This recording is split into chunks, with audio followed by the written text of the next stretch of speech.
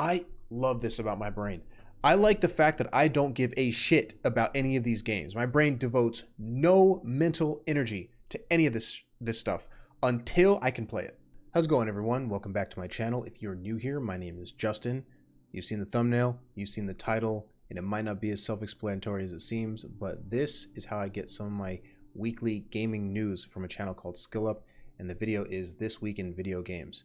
So it's kind of long. It's 37 minutes and 51 seconds. So I think what I'm going to do is kind of cut out some chunks and really kind of only leave in the topics that I think I can resonate and speak to the most. Let's just jump into it. Gamers, you know that game you're excited about and it was coming out in just a few short weeks or months?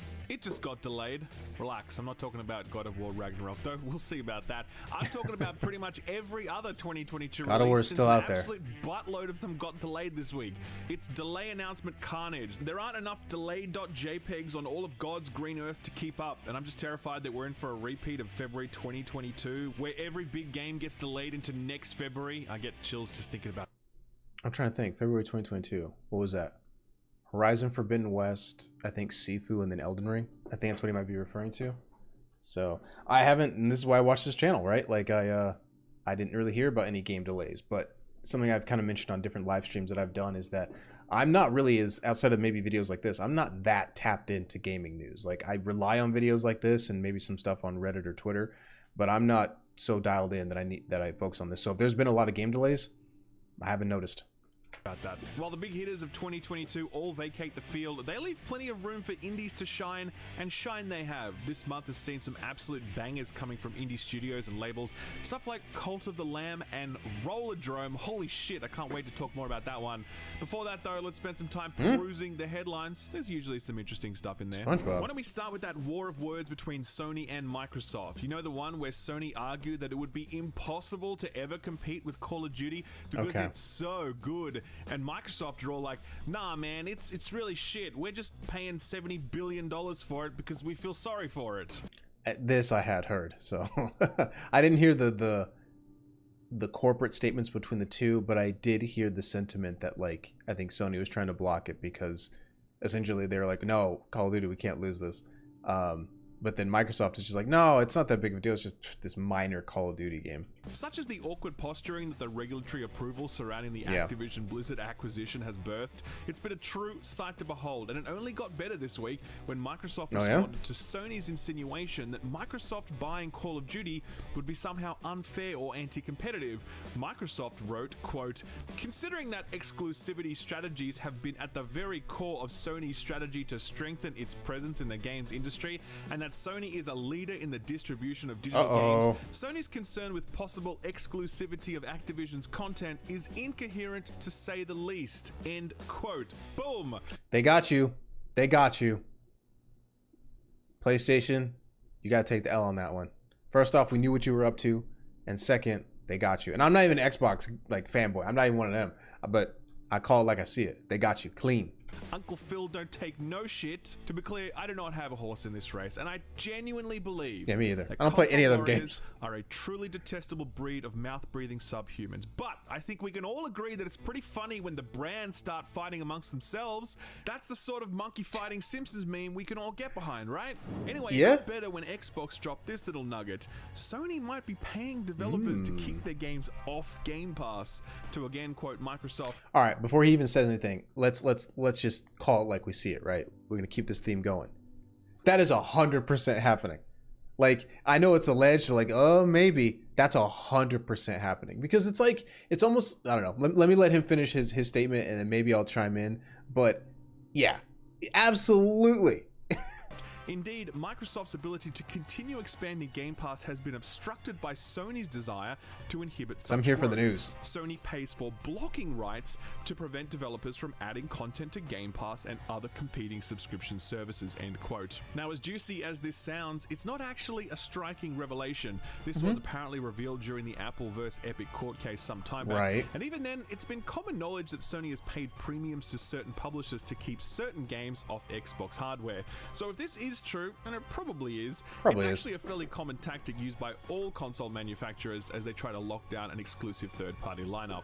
This back and forth between Sony and... I mean, I don't think Skill Up is going to talk about this, but I mean, in a way, wasn't that what was going on with Epic Games? I mean, he said Epic Games and Apple with regards to Fortnite and the 30% cut or whatever, but we've seen that happen even with situations like, well, I mean, just Epic Games and Steam, right? I mean, it's not exactly blocking, but Epic Games would make the offer so lucrative for people to go into exclusivity with them that Steam wouldn't compete. And so it's not exactly blocking, but it was essentially preventing those games from releasing on Steam, thus pretty much forcing consumers in a way to have to get the Epic Game Store if they wanted to play games that had previously released on Steam.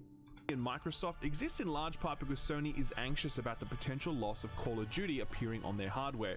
They've previously commented that they believe that Call of Duty would influence a console purchase decision, a fact not at all lost on Sony since they negotiated hard to secure exclusive content rights to Call of Duty games in the PS4 era, much to the chagrin of the Xbox community where COD got its start. Microsoft have earlier communicated that they do plan to keep COD available on PlayStation consoles, but this week they went even further than that, saying that taking COD off PlayStation consoles just wouldn't be profitable. In the same document I quoted earlier, Microsoft said, quote, "Regardless of how unsurprising Sony's criticism of content exclusivity is, given that PlayStation's entire strategy has been centered on exclusivity over the years," geez, even more shade, calm down, Phil.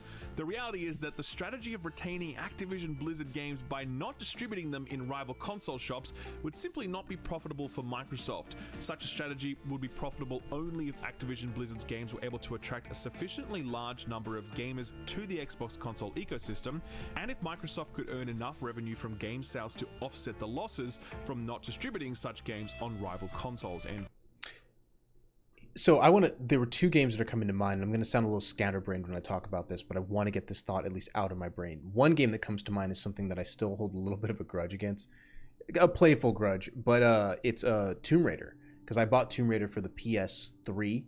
And then when the sequel got announced, it was announced as an Xbox exclusive.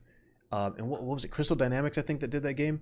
And when it got announced, I was thinking like, well, I'm not going to get an Xbox to get what was the next one? Rise of the Tomb Raider, I think was the sequel. And the thought I think had happened at the time was that what Microsoft had paid to get Tomb Raider exclusive to the Xbox was worth the loss of people who would want it on the PlayStation 4. But then Shadow of the Tomb Raider ultimately came to both consoles. It came to Xbox and PlayStation, which leads me to believe, and I don't know the numbers, but it leads me to believe that whatever the loss in profits that they suffered from having it exclusive, the second game exclusive on the Xbox One, I think is what it was, it probably wasn't worth it. So then when the sequel came, it was like, the sequel's in the trilogy, right? The third game. Then it became, all right, we're going to bring this back multi-platform. The second game that comes to mind with regards to the quote about, to attract a sufficiently large number of gamers to the Xbox console was Street Fighter 6, right? PlayStation talked, very confidently about, the home of fighting games would be the PlayStation, which is why Street Fighter 5 was pretty much PC and PlayStation 4 exclusive. But Street Fighter 6 is coming out on the Xbox, and I haven't heard anything lately as far as whether or not that console exclusivity with Street Fighter and Capcom has expired, but it's most likely like, you crunch the numbers and you go, this is how much we had as far as, or how much we've made as far as Street Fighter 5 on the PlayStation 4 and PC. If we opened up this other market for Xbox, and maybe, who knows, I doubt this, but maybe even potentially Game Pass at some point, you get that many more people involved. So I can understand this perspective that, PlayStation's concerned about one thing with regards to Call of Duty, but, Microsoft kind of claps back, or Xbox claps back, and they go, listen, I know you're concerned about that, and we may do that down the road anyway. But no, we'd be cutting off a significantly, as they say in the quote, large number of people that we want to purchase this game. Quote. They'd go on to explain this in more detail, saying that the PlayStation has a very loyal and entrenched user base, hard-won from previous generations of the console wars. Microsoft's words, not mine. So it's unlikely that the number of people switching from PlayStation to Xbox would make up for all of the lost revenue that Microsoft could have had they just kept selling Call of Duty on Sony's hardware. It's an argument that essentially boils down to exclusive content isn't that good when you really think about it, which is somewhere in line with their argument that actually COD kind of sucks, right guys? This console war of words is likely in its final stages now as regulators are wrapping up their approval of this deal, so it's unlikely we'll get too many of these glimpses behind the curtain, but goddamn, it was certainly fun while it lasted. This past few years, Xbox has embraced the PC as one of their central growth vectors, and it's a strategy that's paid big dividends to the point where it's pretty clear that Sony are now following suit.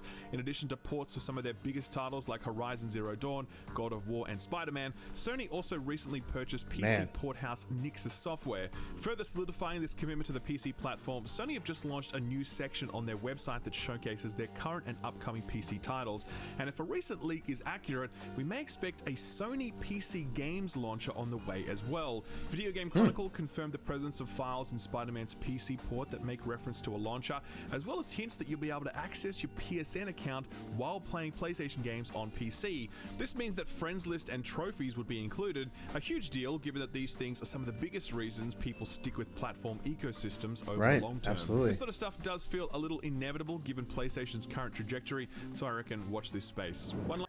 Listen, I have a PlayStation 5, I have a PlayStation 4, I have a big, huge PlayStation logo in my living room on a metal display poster. So I like PlayStation. I don't have an Xbox. But, I mean, Xbox and that Game Pass are crushing it, you know, and I like to see it, not entirely from the perspective that, you know, it fosters competition, which is great for us consumers. I know this is going to sound a little doom and gloom, and I'm not as entrenched as SkillUp or other people are in the gaming industry, but I mean, like, Sony might just like not have to concede, but I don't know what major moves that they're going to do outside of what they've been doing. I think it's a little bit of resting on your laurels from the PlayStation 4 era. I really do. I think that they had Last of Us and Ghost of Tsushima is on screen right now, but Uncharted, you know, they had a lot of these locked in console story games that were reasons to get a PlayStation 4, you know, and the PlayStation 5 just hasn't necessarily been that. And the new subscription, you know, tiered service that they have in for PlayStation is trash. It's just garbage. And you shouldn't even have it if you have it, but whatever. They're doing something, but they just don't have the same sort of money that Microsoft has to do the things that they're doing. So yeah, watch this space. Last piece of Sony news, we got some more details about that upcoming Ghost of Tsushima movie, and it looks like it's going to go the whole hog when it comes to delivering an authentically Japanese experience. Director Chad Stahelski, who's previously directed John Wick films, says that he wants, quote, a complete Japanese cast speaking in Japanese. Sony is on board with backing us on that, end quote. To moviegoers, the idea of subtitled movies is still seen as a bit of a barrier for broader adoption. Yeah, it totally is. And I get it. I mean, I don't know. That's just going to hurt the movie. But in the gaming space, where we consume so much Japanese content, it's way less scary. And many of us are playing Japanese games with the Japanese subs on because it just feels right. I'm sure it'd be the same here, so I think this is actually a pretty awesome direction for the director to take. Speaking recently during a Giant Bomb Game Mess Morning podcast, Jeff Grubb said, quote, it's early. The rumblings I've heard is that the studio wants to immediately get back into Deus X. They want to get right back into that. They want to challenge. They want to do what Cyberpunk 2077 couldn't, and stuff like that. That's the word going around. We'll see if that happens, end quote. The Deus Ex team aiming at what Cyberpunk tried to do? I don't know, man, that sounds like a lot. Part of the reason that Cyberpunk disappointed so many was that it reached for a little too much, and I think the constraint and focus of the Deus Ex games have... I don't know if I'd say it entirely reached for too much. I think that one thing that doesn't get talked about enough when it comes to Cyberpunk is that the players hyped it up. You know, I am not going to defend CD Projekt Red in any capacity when it comes to Cyberpunk at all. Zero, maybe 1%, because the margin of which I'm going to defend them is the idea that everyone was so hyped for Cyberpunk, and when you see the things that, you know, CD Projekt Red showed, I mean, people did to Cyberpunk what they kind of did to Elden Ring. How when From Software didn't talk about Elden Ring, people started making their own lore for the game. I mean, thankfully, what's From Software came up with was far superior than what, you know, random people on Reddit are going to be able to come up with. But it was kind of the same thing with Cyberpunk. Like, people saw the game and they were just like, oh my god, it's going to have this and this and this and all this other stuff, and they hyped it up. And I remember I made a tweet about that. I made a tweet and I said something like, there's no way this game is going to live up to the hype, and it didn't. Been one of the pillars of their success. It wouldn't have, even if it had come out perfectly. A massive Cyberpunk-sized Deus Ex game. I just want, because even if you got the same Cyberpunk game you got right now, then it still wouldn't have lived up to the hype. Start production soon, since you got to imagine a good 4 to 5 years dev time for whatever it is they choose to make, and that brings us to like 2027 before release, and that just hurts to say. PT came out 8 years ago this week. How the fuck has it been 8 years? Jeez, it feels like 8 months tops. And to think we could have had a Silent Hill game made not only by Hideo Kojima, but also Guillermo del Toro. Clearly, we flew too close to the sun with that one. 8 years on, the former Konami employee responsible for uploading PT to the PSN and subsequently delisting it has spoken out about what it was like to go through all of that. Oh, yeah? L took to Twitter to say, quote, "Fun fact, since I was the first party lead at the time at Konami, I helped get this product set up on the storefronts, fake publisher and everything, and I was the one who had to call Sony and ask them to take it down and block re-downloads. That was a super fun conversation," end quote. According to Pearl, the PT delisting was the very first time Sony had ever been asked to delist a game and block future downloads of it, requiring specific engineering fixes and workarounds. Such is the legendary dick status of Konami that they managed to create an entirely new, shitty way to delete games from existence purely so they could play out their petty vendetta against Kojima. I think Del Toro put it perfectly when he sent out his own tribute to the 8-year anniversary of PT, saying, quote, "FK," or as we gamers like to say it, fuck Konami. A quick lightning round to finish. Dragon Ball Z is now in Fortnite. Not gonna lie, I'm neither a Dragon Ball nor Fortnite fan, but this does look very cool, and I've again... It looks cool. It looks so... Listen, I'm showing my age here. You can... I don't like Fortnite. Fortnite is a kid's game. So, like, I can't like it on principle. It just... I can't. Everything's in Fortnite, but, you know, listen, I just don't like it. Like I said, I wouldn't even really say it's bad, because I don't think it's bad. I just think that it's weird, and, you know, there would be no shot that I would try it. Look at what they've done to my boy, Goku. Done that thing where I download Fortnite with the hopes of playing it, only to uninstall it 2 weeks later without ever having played it. EA says that everyone loves their loot boxes, actually. No, we fucking don't. Fuck you. Disney has announced a Disney Marvel gaming show. That's all he said on... Well, hold on, let me... EA says FIFA players actually love the game's controversial loot boxes. See, this is the problem with people lying, man. This is the problem. Is that you can just say this shit. You know what I mean? Like, I'm sure I'd be willing to bet everything I own that even the people who are like fully loot boxed in, like they're just like, I'm all in. I'm gonna do it no matter what. I don't care. I'm a whale. Like, even those people don't like it. It's just the fact that they do it because it's like it's what gets them to what they want to have, right? I want whoever this football player is. I don't know, but I want this player, and I have to spend $20,000 to get there. I don't care. I'll do it. Like that. That's really what it is. It's not that they like doing it. Crazy people. No, we fucking don't. Fuck you. So, what got announced or delayed this week? Well, buckle up, people, because this week is an absolutely wild week for announcements and a catastrophic week for delays. Holy shit. Kicking things off is Moonscars, an indie title that caught my eye some weeks back owing to its awesome art design and excellent animations. I played this one during the recent Steam Next Fest. And the animations are good. This week, it got a release date announcement, September 27th, and it's coming day one to Game Pass. Put this one on your radar, people. I think it's going to be pretty great. Multiverses is officially out. The release of Season 1 was delayed recently, but it turns out that delay was very temporary indeed, as Season 1 officially began on the 15th, bringing a new battle pass as well as... Man, I know I'm probably going to be wrong about this. I made a video about this, and I'm probably going to be wrong about Multiverses. But I hope I'm not. This is such a silly idea, man. It's Morty, but he'll arrive a little later on the 23rd. Multiverses is absolutely blowing up, so if you're keen to get in on the ground floor, then now's the time to jump in. Also, there's rumors that Black Adam will be joining the game at some point. I wonder if The Rock will be voicing him, and all the voice lines will just be him promoting that stupid energy drink. Hey, this looks pretty cool.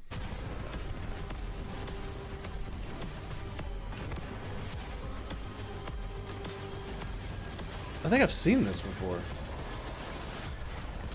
This is the first Descendant, which was revealed a while back under the project name Magnum, but it now has an official name. It's a third-person sci-fi shooty game running in Unreal Engine 5. It's looking very flashy indeed, to the point where I do wonder if the final product ends up looking like this. No way. Either way, this has No a lot way. of Outriders, Destiny, Warframe, Anthem energy, and I'm Yeah. always down for that sort So of those are the thing if games. developers can stick the landing. There's no date for it yet, but you can sign up for it now on their website. I'm assuming they're going to do a whole bunch That of looks beta too testing good to be before real. launch. Didn't Here's know one I'm about that super one. bummed about. Nightingale. This is an upcoming story-driven survival game with a really unique aesthetic, which I'm told is now being referred to as lamplit, which, yeah, that's a nice shorthand for it.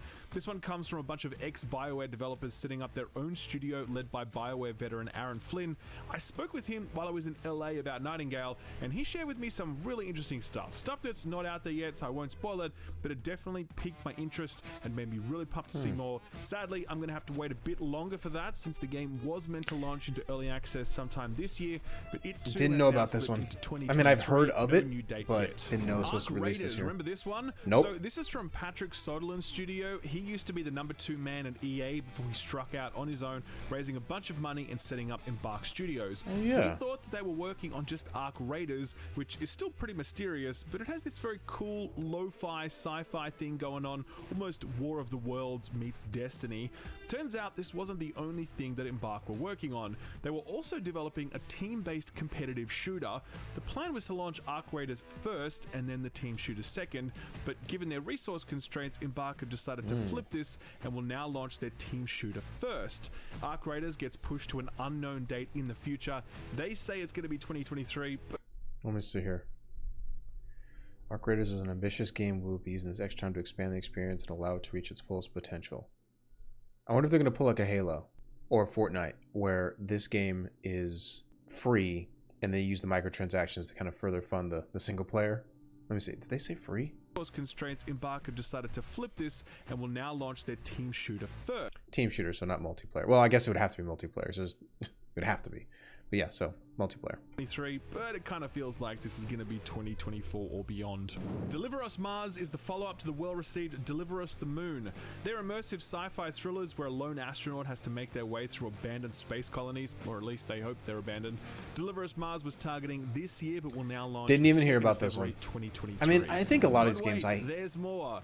Evil West. I think a lot of these games I had heard of. Like Evil West is another one. I've heard of it, but like I love this about my brain. I like the fact that I don't give a shit about any of these games. My brain devotes no mental energy to any of this stuff until I can play it. There was a game that I think was in last week's This Week in Video Games called Spiritfall. And I saw it and I was like, oh, it looks cool. And then it was just like wish listed on Steam. It might be available in 2023. And I was just like, out of mind. Like I hadn't thought about it until right now. Like, yeah, I love my brain for that. It's like, you can't live your life by just these video game releases. I hope nobody cares about these delays. And if you do care, find a different hobby. Do something else with your life that doesn't revolve around waiting for video games to come out. Is like Devil May Cry but with cowboys, and it looks fucking sick, and every new trailer they release looks better than the last. Evil West was originally slated for September this year. Luckily, it's bucking the trend, and it's still coming in 2022, but it now arrives on November 22nd. Really looking forward to that one. Marvel's Midnight Suns is the next big thing from Firaxis, makers of the XCOM series. I think this looks Oh yeah, I was gonna say it was a The card is game. copping some hint for its more traditional roster choices and its very controversial card-based combat system, but I trust Firaxis. This team knows what they're doing, and if they think a card-based system is the way to go, then I'm with them on that journey. The game has already been delayed, but this week it copped another delay, and it's a big one. The game was initially meant to launch before March of this year, and then it got pushed to October of this year. Now it's being pushed to an unknown date, but apparently it will arrive before the end of March 2023. That's pretty big, but like I said, that this is a studio that knows what it's doing. very So obscure if they say they need roster. more time, then Blade? fair enough. And finally, the biggest and least surprising delay announcement is for Hogwarts Legacy, the upcoming Harry Potter game from Warner Brothers. This thing is looking very ambitious indeed, and given how big the marketing push for this will... This game's never coming out. Also, this game isn't even multiplayer. I think I heard that right before one of the most recent press conferences they did on this game. I think they said it is not multiplayer, which is like, dang, what a missed opportunity. This is the one that you would expect to be multiplayer out of anything Harry Potter related. This is the one. Will no doubt be. It's not at all surprising that this got pushed to next year, since we would have already been awash with adverts if it was coming anytime soon. The new date is February 10th next year, and I'm already having PTSD at the thought of every big game getting delayed to February next year, resulting in another hellish month where I'm chained to my couch to review 6 months worth of games in roughly 20 business days. One thing to note about the Hogwarts delay is that the Switch version of the game has been shifted to an unknown date, which wasn't previously the plan. Given how good this looks, graphically speaking, it's no surprise to see the Switch port is proving to be a little tricksy. Hopefully they don't end up casting a cancellation spell on it, because that would be a bummer. And that is everything that got delayed. For now, tune in next week for more delays and disappointment. Remember, don't shoot the messenger. Like and subscribe. It's time to take mouth mode to the next level with Kirby's Dream Buffet. Seeking to promote a positive body image, Kirby's Dream Buffet argues persuasively that round is beautiful, and its weird collection of minigames task you with the goal of becoming the fattest of all the Kirbys. Can you eat more than your friends and tip the scales in your favor? Whoa. Find out today, exclusive to the Switch. Thymesia. This is a Souls-like which has been in development for quite some time. It hits all platforms on the 18th. Previews for this were a little mixed, and reviews seem to have landed in a similar spot. It's sitting at a nice 69 on OpenCritic. IGN scored this one a 6 out of 10, saying, quote, Thymesia's aggressive combat can be enjoyable, but it's adventure that's easily forgettable otherwise, end quote. While GameSpot were a little more impressed, scoring it an 8 and saying, quote, drawing from Bloodborne and Sekiro Shadows Die Twice, Thymesia creates a Souls-like experience that iterates on what's most important about FromSoft's beloved titles, end quote. Hey, put this on your radar. Ooh. Regular watchers of this show will know that I'm trying to diversify away from this segment, always shouting out dark 2D action RPGs with Souls-like elements. So may I introduce to you The Last Faith, a dark 2D action RPG with Metroidvania elements. See, I really got you on that one. For real though, I'm really trying to diversify this segment, but just look at this, man. Look at how cool this is. It looks cool. Look at this art. Look at these animations. You get to rip the wings off these I know somebody who would gargoyle really like creature this game. and then toss them away and stomp on their heads. How badass is that? This is the second game from this studio, their first being a mobile title. This is a big step up, but I love the look of it. Obviously wearing its Castlevania inspirations on its sleeve, but I'm in full support of that, since it's not like we're getting a new Castlevania game anytime soon. Maybe TV shows, that's about it really. The Last Faith doesn't have a date yet, but it is coming sometime this year. If you'd like to wishlist it, I'll leave a link to it over on my Steam curator page. Yeah, there it is, which also Spiritfall. features links to all of the other Put This On Your Radar titles I've mentioned in the past. I'll leave a link to all of that below the like button. Guys, this episode is long, so for the feel-good story of the week, we're just gonna play that trailer of the game with the squirrel with the gun.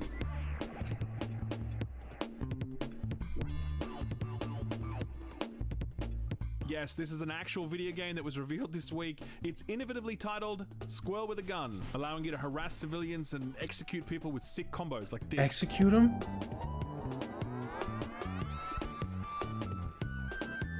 Is this the music in the game? Almost certainly not, but will it overtake TikTok for a week and spawn an entire subgenre of animal plus gun games? Yes, it will, and I'm all for that. Guys, what a show. Holy hell, absolutely huge. A big shout out to Austin for putting this one together. Well, I may react to some other reviews that Skill Up does. I like his content, and he was right. This was a long video, and combined with my commentary, it was pretty long. So, I'm going to see if I can chop this up so that it kind of makes a little bit more sense. It's not like this hour-long thing on my channel. Anyway, those are my thoughts. And if you want to check out more of my content, I live stream games on Twitch, or you can check out one of my other reaction commentary videos I've done on my channel. Until next time, peace.